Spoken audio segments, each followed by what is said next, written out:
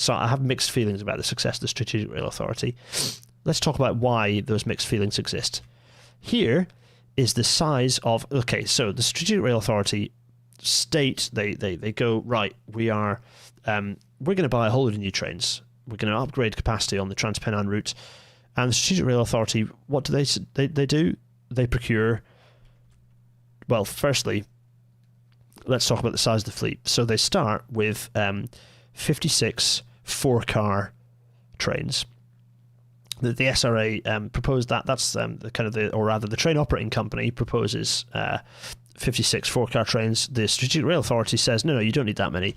You only need 56 three-car trains, to which the train operating company is perhaps not happy, but the SRA, they're God at this point, and that what they say goes. So they reduce the size of the new fleet by about 6 times, 5 times. That's a lot of, in fact, 56 vehicles, 56 coaches taken out of that order. Also, as you might notice, they are not EMUs, they are DMUs, because the Strategic Rail Authority don't give a stuff about electrification. They do not care. Electrification is off the table. So that's the end of Transpennine electrification. Oops. Gareth is saying by quarter, as it would be. Thank you, Gareth. Good sums. So 2003 comes along, and that's the end of that is the end of Transpennine electrification. Alas, so all that's happening at this point is Metrolink is planning for expansion, but we've lost any kind of major upgrade across the Pennines. We're just doing it with trains because trains are perceived as easy and cheaper. By the way, so Strategic Rail Authority weren't finished though, because having reduced the size of the order, they decided to do the same thing again. In 2004, they reduced the size of the fleet from 56 three-car 185s to 51 51 three-car 185s. So they've got rid of it.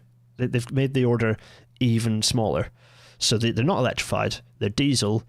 They are, as a result of the gradients over the Pennines, they are uniquely powerful and very heavy as a result. Siemens designed a very heavy train. The axle load of the 185s is enormous.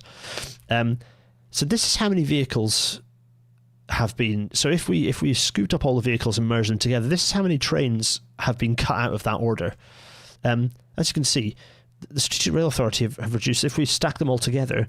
Almost, well, in fact, it's a huge. Okay, so that's 1, 2, 3, 4. There's to make a perfect kind of collection here of not ordered trains. This is 33% reduction in the size of the train fleet. I'm sure this will not cause us any problems, given the enormous. Bearing in mind that's about 10 to 15% growth minimum.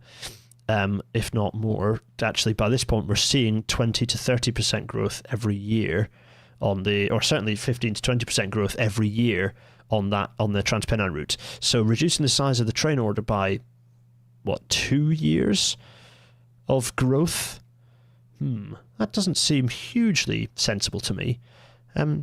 Incidentally, that was 2004.